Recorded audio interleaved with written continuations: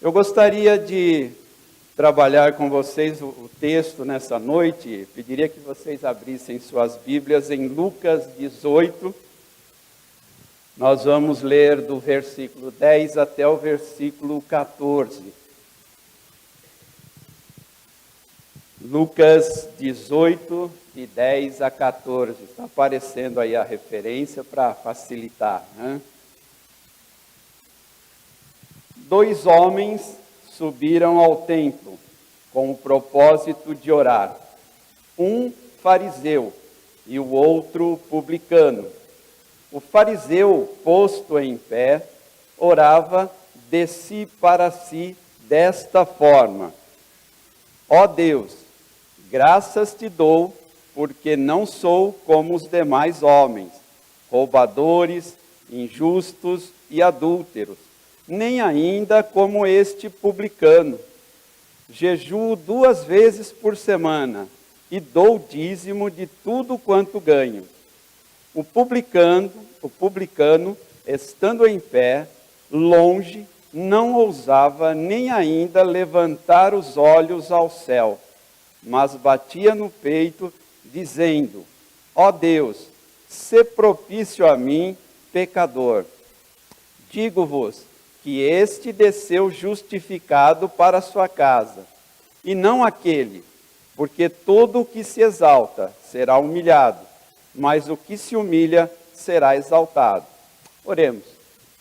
Amantíssimo Deus, Pai misericordioso, agradecemos pela Tua palavra a nós revelada. Esteja conosco nesta noite para que possamos aprender da Tua palavra, que possamos praticar a Sua palavra. Que nós pedimos e agradecemos em nome de Jesus. Amém. O título da mensagem que eu dei para essa noite é a diferença entre ser um religioso e um verdadeiro cristão. E aqui no texto, a gente tem a descrição de 2 tipos de pessoas. Um é o fariseu. Não sei se você sabe, conhece o termo, mas o fariseu, ele era um religioso. Ele era um homem, ou um grupo de pessoas que conhecia a lei. Esse fariseu aqui, ele afirma, não sou roubador, não sou adúltero, dou dízimo, jejuo. E era tão bom que ele diz aqui que jejuava 2 vezes por semana, quando a lei de Moisés determinava que 1 vez por ano. E a gente lê na palavra de Deus que Paulo, em Atos 23:6, nós encontramos lá a descrição de Paulo falando a um conselho. Ele diz, homens e irmãos, eu sou fariseu, filho de fariseu. Então era alguém bastante zeloso, bastante conhecedor das Escrituras. E o publicano? O publicano era alguém odiado pelo povo judeu, porque o publicano, ele era alguém escolhido pelo regime romano, pelos romanos, e eles escolhiam dentre o povo judeu alguém que iria cobrar impostos do próprio povo.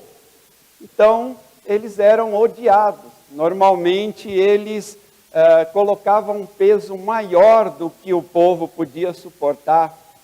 Além dos impostos que ele deveria recolher para o imperador romano, ele resolvia recolher um pouquinho a mais para ele. Lá em Lucas 19:2, a gente vê a história do Zaqueu, que o Zaqueu era um publicano, na verdade era o chefe dos publicanos. A verdade é que os encontros de Jesus e seus discípulos com os fariseus sempre eram tumultuados, sempre eram complicados, porque Jesus os acusava de serem hipócritas, de serem pessoas que não viviam aquilo que eles ensinavam. Então eram encontros sempre conflitantes. Talvez sob a nossa justiça, né, sob o nosso olhar, caso nós não conhecêssemos as Escrituras, estivéssemos lendo esse trecho pela primeira vez em nossas vidas, ignorando o verso 14, provavelmente nós diríamos: nossa, esse fariseu, que homem fantástico, né? Que pessoa zelosa. Provavelmente sobre a nossa visão, o nosso ângulo de justiça, essa seria a afirmação. Mas nós vemos aqui no verso 14 exatamente o contrário, né? Que Jesus afirma que aquele que desceu justificado foi exatamente o publicano. Baseado aí nesse texto, né, e considerando aí o que eu falei, né, a gente sempre aprende mais, eu fiquei analisando o que a gente poderia tirar, né, desse texto para o nosso crescimento, para a nossa edificação. E aí eu separei aí 6 pontos, não sei se eu vou conseguir abordar os 6 pontos, onde a gente identifica, né, será que estamos sendo apenas religiosos ou estamos sendo cristãos? Então, o primeiro ponto aí que eu quero colocar, no fim ficou pequenininho ali, mas religiosidade é quando você crê em realidades, mas não interage com essas realidades. Então, religiosidade, eu creio em algo, mas eu não tenho nenhuma interação. Vamos a um exemplo, né? Eu, por exemplo, eu creio que a Angela Merkel existe. A Angela Merkel, para quem não sabe, ela é a primeira-ministra da Alemanha. Mas o fato de eu crer que a Angela Merkel existe não faz diferença para mim. Eu nunca cumprimentei, nunca peguei na mão da Angela Merkel. Nunca me sentei à mesa com ela para uma refeição. O que ela fala não me afeta, as decisões que ela toma não me fazem mudar a minha vida. Então, o fato de eu crer na existência, né, da Angela Merkel, primeira-ministra da Alemanha, não afeta em nada a minha vida. Não causa nenhuma mudança em minha vida. Então, o nosso irmão Tiago, né, em 2,19, ele faz lá uma afirmação, né? Crês tu que Deus é um só? Fazes bem, até os demônios creem e tremem. Então, o fato de nós crermos em algo, crermos em um ser superior, se este ser, no caso aqui estamos falando de Deus, não afeta a minha vida, se eu não me submeto a esse Deus, se eu não faço o que esse Deus pede para que eu faça, então isso não faz diferença nenhuma. O que eu tenho aí é apenas uma religiosidade. Eu não interajo. Acreditar na existência, mas não interagir, não faz diferença na minha vida. Então, o que a gente está externando quando diz, eu creio, estamos externando uma religiosidade. Deus tem que afetar a nossa vida, Deus tem que mudar a nossa vida, Deus tem que mudar o nosso comportamento. Quando você diz para alguém, eu creio em Deus, se essa pessoa não vê Deus na sua vida, não vai fazer diferença nenhuma. A pessoa precisa ver Deus na sua vida. Você crê em Deus? Então eu quero ver Deus, eu quero presenciar, eu quero sentir essa presença. Então, religiosidade, aí o ponto 1 é, se você diz que crê, como nosso irmão Tiago afirma, não faz diferença nenhuma, se esta realidade não lhe afeta. O segundo ponto,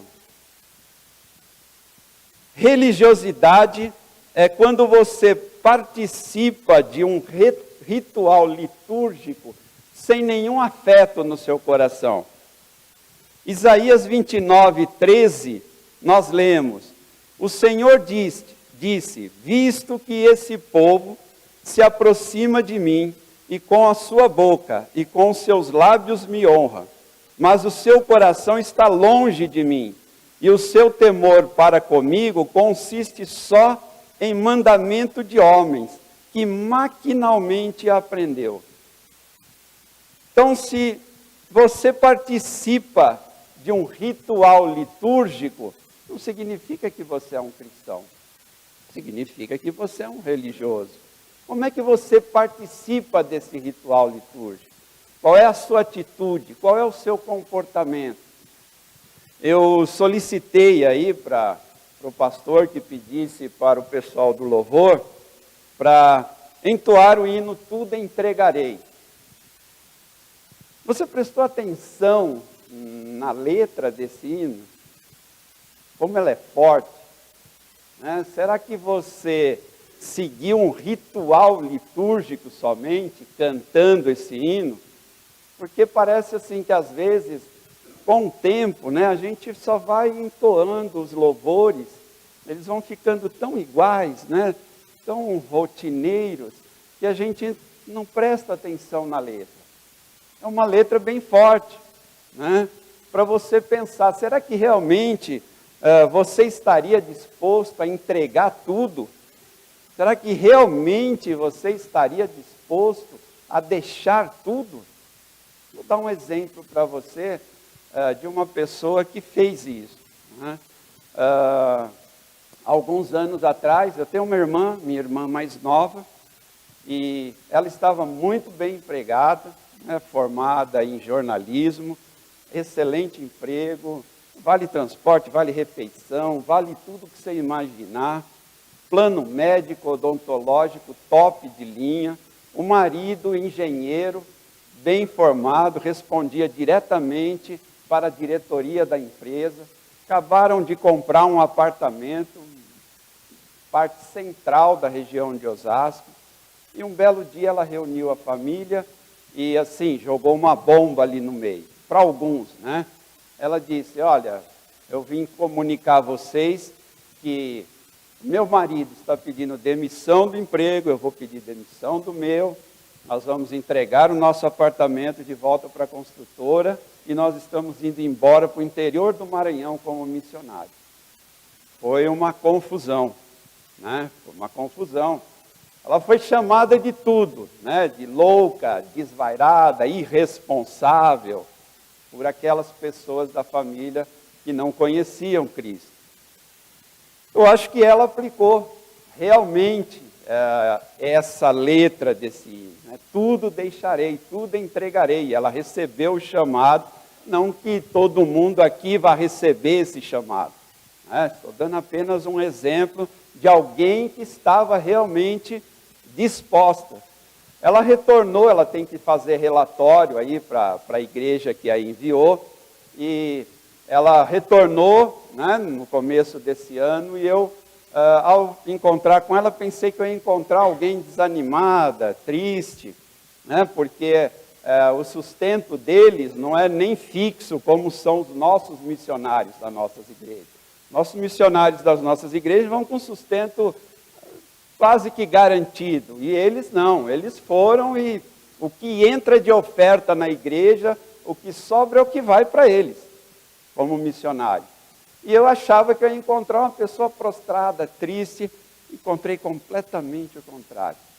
Uma pessoa feliz, em paz, ela, seu marido, sorridentes, tranquilos. E como você está? O nome dela é Thalita. Nós estamos ótimos. Nós dependemos a cada dia do Senhor, da bondade do Senhor. Então esse é um exemplo, né, de tudo entregarei. Será que você seria capaz disso? Ou você só está cumprindo um ritual litúrgico? Só cantando louvores vazios, né, sem realmente uma posição, uma decisão de entrega? Quem lembra, por exemplo, vamos pegar uma coisa mais básica, né, das mensagens do domingo anterior. Será que você lembra? Tocou seu coração? Você estava prestando atenção? Você estava fazendo anotações, conferindo o que foi dito? Uma vez aconteceu aqui, nessa igreja, não sei mais quem é também, não vou falar o nome, porque também não sei, graças a Deus. A pessoa, o tempo todo do culto, estava com o seu celular. Eu e a minha esposa, a gente tem um grave problema, qualquer coisa tira a nossa atenção. Uma pessoa que se mexe, que vira a Bíblia fazendo barulhinho, porque a gente quer ficar ali focado, ouvindo, pegando cada trecho. A minha esposa marca toda a Bíblia, escreve, e aquela pessoa no celular. Até na oração a gente escutava o tique-tique do celular. Eu fiquei pensando, o que essa pessoa está fazendo na igreja? O que ela está fazendo aqui? O coração dela está dedicado ao quê? Né? E não era a Bíblia, né? Porque eu sei que alguns têm aparelhos eletrônicos com a sua Bíblia. Eu mesmo tenho um tablet, gosto de usar, faz anotações rápidas, copia o versículo. Não era o caso. Então, aonde está o seu coração? Será que você realmente vai deixar tudo, vai abandonar tudo, vai entregar tudo? Você está disposto a isso? Um outro ponto, terceiro aí, é religião separada da vida. Se você não tem uma vida íntima com Deus, você só tem uma religião. Em Marcos 7:6, é dito o seguinte: respondeu-lhes, bem profetizou Isaías a respeito de vós, hipócritas, como está escrito, este povo honra-me com lábios, mas o seu coração está longe de mim. Em vão me adoram, ensinando doutrinas que são preceitos de homens, negligenciando o mandamento de Deus, guardais a tradição dos homens. Palavras duras, né? Palavras duras. Como será que nós estamos nos comportando? Jesus aqui está criticando os fariseus. Eu disse aqui no início que era um grupo que sempre tinha ali algum atrito, né? Tinha alguma coisa a ser dita, porque Jesus conhecia o coração daqueles homens. Para todo o povo, eles pareciam pessoas perfeitas religiosamente. Mas Jesus conhecia o coração daqueles homens. E ele disse em Mateus 23:7, ai de vós, escribas e fariseus hipócritas, porque sois semelhantes a sepulcros caiados, que por fora se mostram belos, mas interiormente estão cheios de ossos de mortos e de toda a imundícia. Uma crítica feroz. Quantos de nós estaríamos preparados para receber uma advertência dessa, uma admoestação dessa? Às vezes eu estava comentando lá na nossa sala da EBD, eu dou aula lá para os homens, e eu estava comentando como seria se alguém recebesse uma carta do apóstolo Paulo, como uma carta que ele escreveu para Corinto. Como seria? Naquela época apedrejava, nessa época acho que daria um processo, sei lá, algo semelhante. Mas se você já estudou o livro de Coríntios, você vê como é forte as palavras que o Paulo usa ali. E o interessante é que ele nem viu aquilo. Se você ler lá desde o começo, alguém, claro, da confiança dele, falou, ele acreditou, era uma pessoa que merecia crédito, e aí ele vem falando tudo o que ele tinha que falar lá. Eu fico imaginando o que aconteceria se começasse em alguma igreja a ler aquele teor daquela carta. O que aconteceria? Qual seria a reação? Então, se você ou eu, nós pensamos que nós podemos experimentar Deus, sentir o poder de Deus, apenas participando de um ritual litúrgico, nós estamos enganados. nós estamos completamente enganados. É muito mais do que isso. Se a gente fizer aí uma conta básica, aí, os matemáticos, analisarmos quanto tempo nós dedicamos a Deus e quanto tempo nós dedicamos às coisas do mundo, é simples, é a matemática, né? Matemática é exata, ela não mente, né? Nós veremos qual é a proporção dessa dedicação que nós temos a esse Deus que nós dizemos que servimos, a esse Deus que nós dizemos, tudo entregarei, tudo deixarei. Mas será que eu vou deixar? Será que eu vou entregar? Como vai ser o nosso comportamento? Como é o seu comportamento? O que está ficando na frente? O que é objeto da minha devoção? O que é objeto da minha dedicação? Então, para que nós possamos sentir Deus em nossa vida, para que Deus opere em nossas vidas, nós temos que fazer muito mais do que apenas frequentarmos um culto, de sermos apenas religiosos. É necessário um contato diário com Deus, uma leitura da Bíblia, um estudo da palavra de Deus, e isso precisa ser algo diário, algo constante. Vida com Deus é zelo, é reverência, é dedicação. Ao contrário do que alguns dizem, às vezes é sofrimento. Hoje é fácil, né? A gente tem aí evangélico, todo mundo é evangélico. Agora está uma onda de cantora virar evangélico. Esses dias aí li uma notícia que a filha da Baby Consuelo agora é pastora, profetisa, apóstola. Então, é fácil dizer, mas e o comportamento? Como é que eu estou me comportando na presença de Deus? Será que eu estou buscando a Deus com zelo, com devoção? Jeremias 29, 12, 13, palavras maravilhosas. Então me invocarei, passareis a orar a mim, e eu vos ouvirei. Mas eu vou ouvi-los se, versículo 13, buscar-me-eis e me achareis, quando me buscares de todo o vosso coração. Então é uma palavra muito forte. Salmo 42, o salmista, lá no verso 1 e no verso 2, ele diz: como suspira a corça pelas correntes das águas, assim por ti, ó Deus, suspira a minha alma. A minha alma tem sede de Deus, do Deus vivo. Sua alma tem sede de quê? O que ocupa a sua vida? O que ocupa o seu pensamento? O que ocupa o seu tempo? Será que você pode realmente fazer uma oração do padrão aqui do Salmo 42?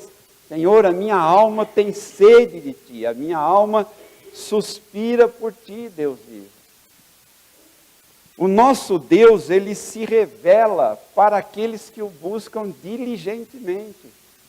Hoje a gente ouve muito de falar, de sentir Deus. Eu fui em tal lugar e foi maravilhoso. Eu senti a presença de Deus. Mas saiu, virou, acabou o culto, acabou. Parece que Deus ficou lá dentro da igreja, guardadinho, né? E ele foi embora, sem Deus. Então a gente quer ter uma experiência com Deus somente vindo à igreja. Isso é impossível, irmão. É impossível. Não dá para ter uma experiência com Deus só assistindo o culto, sem dedicação, sem oração, sem leitura da palavra de Deus. A santificação, ela é um processo. Às vezes eu ouço algumas pessoas falando, parece assim, que a hora que o Espírito Santo entra, transformou tudo e uma luz iluminou o ser. Não é assim. Santificação é um processo, é uma busca. O apóstolo Paulo nos fala isso em 1 Coríntios 9, 27. Ele diz: eu esmurro o meu corpo, reduzo a escravidão, para que, tendo pregado a outros, não venha eu mesmo a ser desqualificado. Então, o apóstolo Paulo, tão famoso, tão estudado, tão admirado por tantos de nós, tem esse conflito. Está em busca da santificação, está numa luta constante. É uma luta da carne e do espírito. Quem você alimenta mais? Quem você dá mais atenção? A palavra de Deus diz isso. Há uma guerra entre a carne e o espírito. Um combatendo contra o outro. Um não querendo que o outro vença.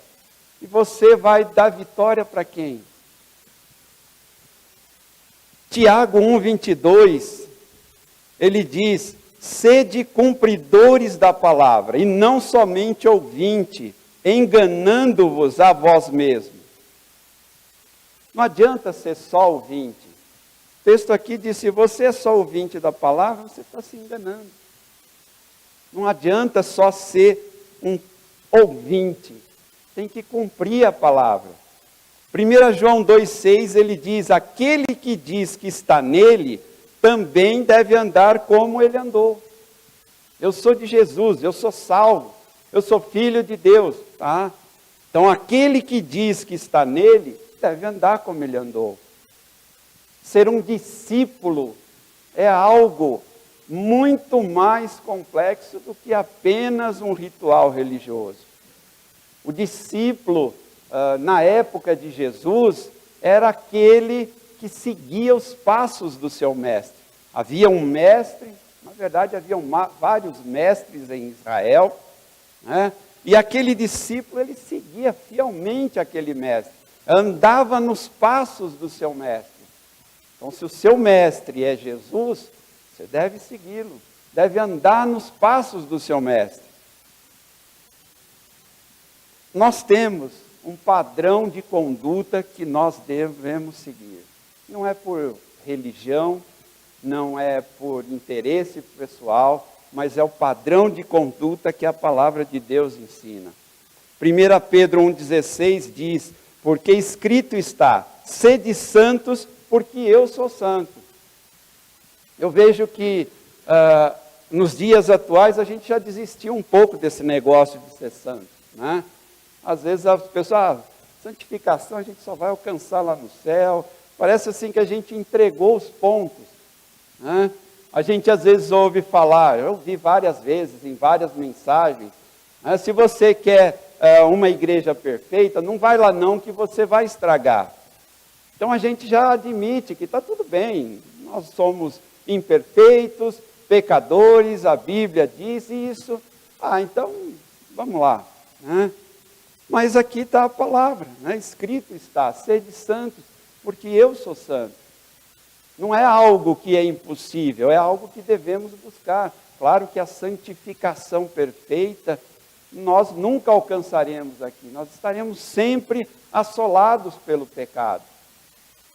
Mas o que você faz com relação ao pecado? Davi também era um homem cheio de pecados. Mas o que foi dito dele? Um homem segundo o coração de Deus. Por que será? Eu passei durante muitos anos meditando nisso. Como é que pode um homem adúltero, assassino, que derramou sangue através de guerras, e receber algo dessa magnitude, um homem segundo o coração de Deus? Simples, porque Davi se arrependia dos seus pecados e não tornava a cometê-los. Uma vez em pecado, ele caiu em pecado por algum motivo, uma tentação, uma falha dele, ele caiu em pecado, é um homem, é natural, negar isso é negar a nossa natureza. Mas ele se arrependia, orava para Deus, confessava o seu pecado e seguia em frente, procurando não retornar. E às vezes nós temos pecados de estimação, né? Comete hoje, pede perdão, comete outro amanhã, pede perdão de novo, e aí vai indo. Aí a gente vai ficando com a mente cauterizada. A gente faz uma vez, dá aquela dorzinha, aí faz de novo, já minimizou, e daqui a pouco já não sente mais nada. Está achando que é algo natural. Quarto ponto, religião à la carte, sem submissão à revelação. O que é isso, né? À la carte, quando você vai num restaurante, fala-se que um restaurante é à la carte, você recebe lá um cardápio, um menu, né? E lá tem vários pratos, e você vai ali e escolhe o que você gosta. Qual você vai gostar, você vai fazer lá o pedido para o garçom. Nós não podemos ter um cristianismo à la carte. Nós não temos direito de escolher no que nós acreditamos e no que nós não acreditamos. Porque nós dizemos que a gente crê na palavra de Deus. Em 2 Timóteo 3,16 é dito: toda a escritura é inspirada por Deus, é útil para o ensino, para a repreensão, para a correção, para a educação na justiça. Ora, se nós cremos nisso, não dá para escolher no que a gente crê. Nós temos que fazer o que a palavra de Deus manda. Às vezes eu estou dando aula lá na EBD e algum aluno pergunta: o que o irmão acha disso? Fala: irmão, eu não acho nada. A Bíblia diz o seguinte. A Bíblia diz isso, isso, isso. Nós não temos que achar. Nós temos que ir na palavra de Deus e ver o que a palavra de Deus ensina. A gente é cheio de opiniões próprias, né? Principalmente em assuntos que são meio enevoados, né? São meio assim, a gente tem sempre a nossa opiniãozinha, os nossos versículos de estimação riscados na palavra de Deus, né? A gente teve aqui, acho que no começo do mês passado, um encontro de casais, e o pastor falou palavras muito sábias e palavras muito duras. E ele falou a palavra de Deus. Mas o que eu mais escutei, eu não sei se é meu ouvido que está ruim, foi: eu acho isso, eu acho aquilo. Escutei até a palavra: acho que o pastor é meio machista. Fui procurar na Bíblia, não achei a palavra machista. Não existe isso. Ele falou a palavra de Deus, ele leu versículos, ele publicou aqui slides, alguns até que chocaram. Você não pode escolher: isso está bom, isso não está bom. Isso aqui que o pastor falou, deixa quieto, não é bem assim. Nós não temos esse direito. Isso é um cristianismo, é uma religião à la carte. A gente escolhe pequenas coisas, o que nos interessa, o que nos interessar nós vamos fazer. E isso aqui tira fora. O mundo mudou. Eu brinco às vezes que a minha Bíblia aqui tem acho que uns 42 anos, já está velhinha, acabada. Eu sempre quero comprar outra nova, mas não consigo. Eu tenho um apego danado para essa Bíbliazinha velha aqui, né? Mas eu acho que às vezes eu tenho que trocar, né? Porque a minha deve estar desatualizada. Na livraria aí deve ter a versão 15.10 da Bíblia que deve estar atualizada, né? Deve ter outras coisas, deve ter outros ensinamentos, né? Às vezes eu escuto algumas coisas, vem aqui na Bíblia, procura, hoje está fácil, você vai lá no tablet, dá para buscar. Não acho, da onde a pessoa tirou isso? Da onde veio essa ideia? Da onde veio essa doutrina? Da onde veio esse princípio? A exclusividade é da palavra de Deus. Hoje a gente tem muito sincretismo espiritual. E isso é um perigo. O que é sincretismo espiritual? É reunir doutrinas diferentes com a manutenção das originais. Olha o perigo disso. A gente mantém as doutrinas originais, mas aos poucos vai admitindo outras. Isso é um sincretismo religioso. Está cheio por aí de igrejas fazendo isso. Tem muita seita diferente dentro do próprio meio evangélico. Diz que uma vez uma senhora procurou o pastor, alegre, radiante, ela disse: pastor, eu tô tão feliz com esse negócio de ser crente, que coisa boa ser crente. Eu gostei tanto que na próxima reencarnação eu quero ser crente de novo. Isso não é cristianismo, isso é espiritismo. A cabeça daquela mulher, uma confusão. Nós não cremos na reencarnação, pelo menos eu não. creio na ressurreição. Eu não vou voltar cachorro, eu tenho coisa de cachorro. Não vou voltar gatinho, não vou voltar peixe, não vou voltar outra pessoa para pagar o que eu fiz. Deus me criou e Ele vai me ressuscitar com o meu corpo glorificado. É essa a nossa esperança, não é reencarnação. E essa mulher misturando tudo. Dentro da igreja evangélica, dentro de uma igreja batista. Não era nossa, tá bom? Não era ninguém daqui. Então a gente tem muita mistura. A gente tem ouvido muito ruído na televisão, no rádio, no YouTube, no celular, muito ruído, muita mensagem, muita informação que a gente não filtra, que a gente não trata, que a gente não examina na palavra de Deus para saber, para conhecer a verdade. Então, irmãos, nós não temos direito de fazer um cristianismo à la carte, escolher o que nos interessa. Se a palavra de Deus toda é a verdade, se você diz que segue essa palavra, faça o que essa palavra diz. Ninguém está dizendo que é fácil, que você vai acordar amanhã já fazendo tudo isso. Não é fácil. Mas não vamos entregar os pontos. Ponto 5. Esse ponto 5 aqui, irmãos, eu confesso, é o que mais me incomoda. Eu tenho um sério problema com esse ponto 5 aqui. Quando alguém fala, eu intitulei aqui, compromisso de foro íntimo. Vou dar um exemplo para você, o que é isso aí. Descobriram lá na igreja que tinha um sujeito que ele era funcionário fantasma. Não sei se você lembra ainda, havia esse nome. Funcionário fantasma é um sujeito lá que é indicado por algum político, ele está registrado lá na repartição, recebe salário, mas simplesmente não aparece. Eu sei que talvez vocês não saibam o que é isso, porque isso não acontece no nosso país, então é até difícil saber o que é, né? Mas descobriram lá, e aí teve uma assembleia, todo mundo lá, e aí o irmão levantou, pediu perdão, tá bom, ok, está tudo certo. Quando o pastor ia encerrar, e um irmão levantou, mas espera aí, irmão, deixa eu fazer uma pergunta. Esse dinheiro todo que você ganhou, você vai devolver? Ele falou, isso é compromisso de foro íntimo, é eu e Deus.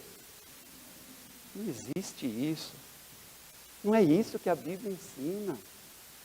Já pensou? Eu e Deus estamos bem. Deus vê o meu coração, você não vê? Não existe isso na palavra de Deus. Não é isso que é ensinado nas Escrituras. Não é isso que é ensinado por Jesus. Tudo que uma pessoa faz aqui dentro afeta uma outra pessoa. O apóstolo Paulo, ele compara como um corpo. A mão não pode dizer para outra mão, eu não preciso de você. O pé não pode dizer para o nariz, eu não preciso de você. Jesus não ensinou isso. Jesus o tempo todo ele foi servo. O rei que foi servo. O rei que lavou o pé dos outros. Lavar o pé naquela cultura era destinado para o escravo. O rico que tinha um escravo ficava à porta para lavar o pé. E Jesus faz isso. E ele explica por quê. Olha, eu estou mostrando para vocês como deve ser o comportamento. Essa história de compromisso, de foro íntimo, não pode ser coisa que você faça. O que você diz, o que você pensa, como você se comporta, de uma forma ou de outra, afeta a todos. Cristianismo de ideias, religiosidade, é isso, é quando a gente não tem preocupação nenhuma com a igreja, com a comunidade, com os nossos irmãos, com o nosso semelhante. Já pensou se Jesus tivesse dito, complementado, isso ele disse, eu e o Pai somos um, quer dizer, eu e o Pai estamos bem, vocês aí agora que se virem. Desculpa aí até usar aí um termo forte, referindo a Jesus e a sua palavra. Nós não podemos fazer isso. né? Cristianismo verdadeiro, a palavra de Deus inteira ensina isso. Lê os 4 evangelhos, é o tempo todo, é a morte do eu. Não sou eu, é o meu irmão.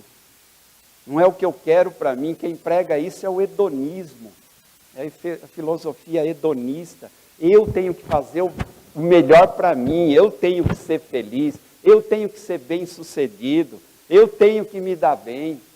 Isso é o hedonismo, não é ensino da palavra de Deus.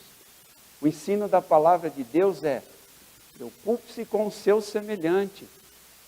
Poderia citar para vocês aqui a noite inteira uma série de textos, o Paulo fala isso.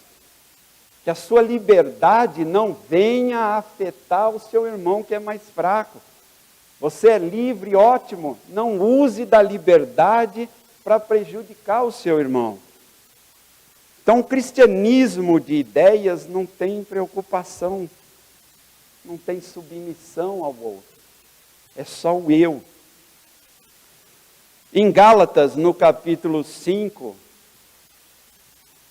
a gente tem orientação sobre a união dos irmãos. O pastor Sérgio falou um pouquinho para a gente sobre o livro de Gálatas, mas nós temos um princípio lá, né? Em Gálatas 5,13, nós lemos: porque vós, irmãos, fostes chamados à liberdade, porém não useis da liberdade para dar ocasião à carne. Sede antes servos um dos outros pelo amor. Está faltando servo. Está faltando servo. No verso 14, porque toda a lei cumpre-se num só preceito, a saber, amarás o teu próximo como a ti mesmo. E esse amar não é de boca, não é de falar. Nós estávamos discutindo hoje isso na sala, né? Palavras não adiantam, tem que ter atitude, tem que ter comportamento, tem que ter ação. Não adianta falar, né? A gente tem ouvido aí na mídia, todo mundo é inocente, todo mundo é bonzinho, ninguém fez nada de errado. Mas as ações é que falam, né? As fitas gravadas, os filmes, os vídeos é que falam. Então não adianta a palavra, precisamos ter ação, comportamento. Como que eu tenho um compromisso de foro íntimo? Você ouve Deus e não ouve seu irmão que está do seu lado? Não dá atenção para o seu irmão? Você está bem com Deus, não está bem com a esposa, com o marido, com o colega de trabalho? Não, eu e Deus, tranquilo, não tenho que te dar satisfação. Não existe isso na palavra de Deus. Não existe isso. Não vou ler, mas em 1 Coríntios 12, do capítulo 14 até o 22, você vai ver aí essa analogia do corpo, né? A explicação de Paulo. Deus colocou os membros no corpo para que um edifique o outro. O seu comportamento deve me edificar. O meu comportamento deve te edificar. Essa é a atitude. O 6º ponto, terminando, é o último, tá? O 6º ponto é: cristianismo de ideias ou religiosidade é como quando nós temos um Deus de invocação, mas muitos deuses de devoção. Você se devota a quem? A esse Deus que você diz, que está aqui na palavra de Deus? Ou a sua devoção é alguma outra coisa?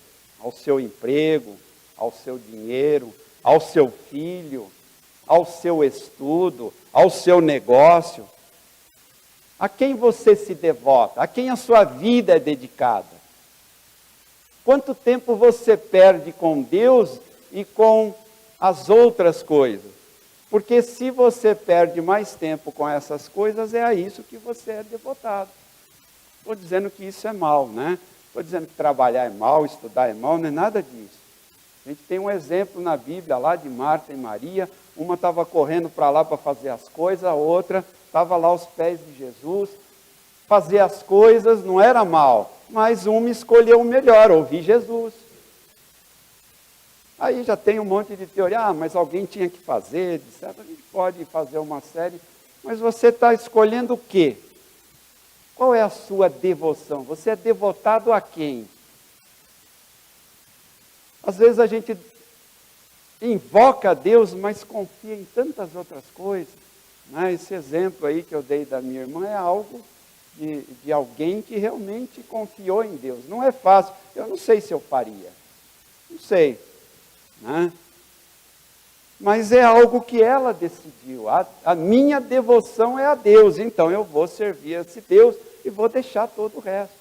Repito, não estou querendo que todo mundo faça isso, porque também a igreja vai ficar vazia, vai todo mundo ser missionário, Aí não dá, eu vou pregar para quem? Não dá, Então, mas se você é devotado ao quê?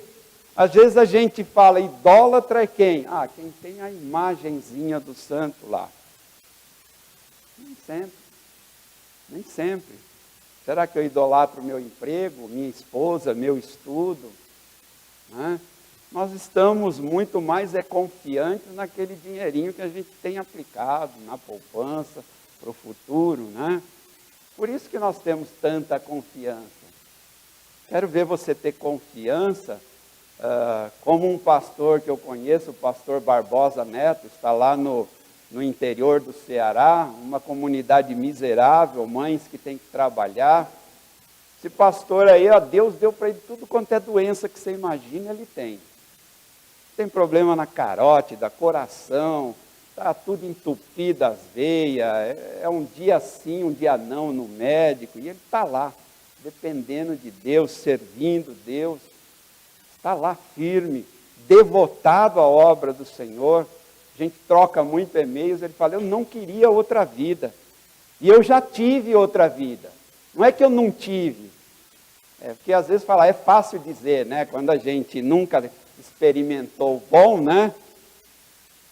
Como diz a minha cunhada, tem vida barata, mas não presta, Então, ele já experimentou o outro lado, ele falou, eu escolhi o melhor, eu não quero mais outra coisa, é isso aqui, apesar de tudo, é isso que eu quero.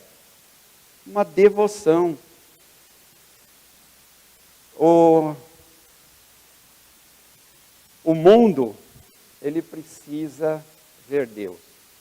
Esse mundo que nós estamos atualmente, e eu estou encerrando aí, o mundo precisa ver Deus. E o mundo não vai ver Deus atualmente numa nuvem durante o dia e nem num fogaréu durante a noite. O mundo vai ver Deus em mim e em você. Ninguém vai ver Deus hoje como Moisés, como Abraão. Não vai vir uma voz falando o seu nome. Não adianta você querer ficar arrepiado, chorar, sentir alguma coisa. O mundo precisa ver Deus através de mim, através de você. Porque se ele não conseguir ver Deus em nós, como vai ser? Quando nós aceitamos Cristo, às vezes a gente tem ideia, a gente aceita Cristo para ir para o céu. Eu sempre falo brincando, se fosse isso, o sujeito aceitou Cristo, caía morto.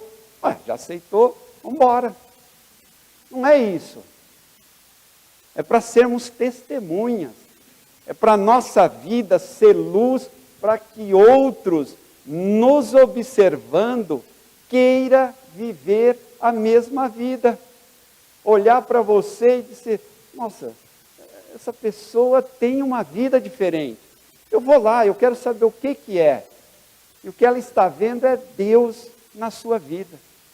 Ela está vendo lá você com um verdadeiro cristianismo, como um representante daquele Deus que você prega. Então, meu apelo, meus irmãos, nós vivemos hoje num mundo difícil, num mundo conturbado, querem fazer a nossa cabeça, a pós-modernidade, nos ensinar uma série de padrões de comportamento, de atitudes, que não estão de acordo aqui com a palavra de Deus. E se eu, você, o outro, 2, 3, 5, 10, começarmos a fazer isso, a sermos agente da mudança, muitas pessoas vão poder ver diferença. O mundo, ele está à procura de diferença. de alguém que seja diferente, de alguém que mostre como que é uma vida vivida de acordo com essa palavra que você diz que crê. Então, se você crê, faça o que a palavra de Deus ensina.